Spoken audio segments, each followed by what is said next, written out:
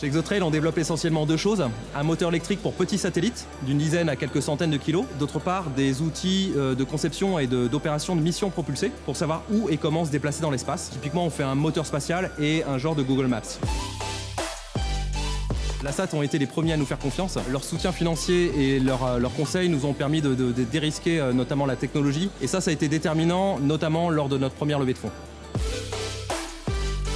Pouvoir lever des fonds juste après la sortie de la SAT, des capitaux importants, et ensuite de pouvoir réunir en fait une équipe exceptionnelle capable de livrer un premier démonstrateur spatial en seulement 1 an. Déjà, on va voler, on va vendre, on va produire, et à terme, ce qu'on vise, c'est d'apporter l'agilité, en fait, de l'agilité au service en orbite.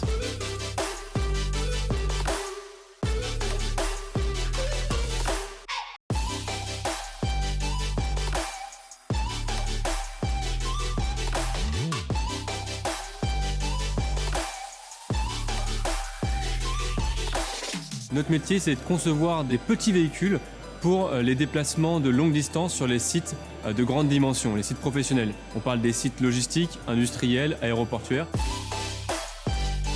C'est un apport financier conséquent qui est important, qui permet de développer la solution. Mais pour nous, ce qui a été le plus marquant, c'est plutôt l'accompagnement dans notre produit, de faire un véhicule qui soit un véhicule industriel, industrialisable et utilisable par le grand public et par les professionnels notamment. Ça a été la levée de fonds qui a été aussi permise grâce à la SAT Paris-Saclay et également la signature de nos premiers grands contrats dans la logistique et la distribution. C'est très simple, on continue sur la même lignée. Notre métier, c'est de diminuer le risque des personnes qui travaillent au quotidien, d'améliorer leurs conditions de travail, de réduire leur fatigue et pour le patron, de gagner en productivité.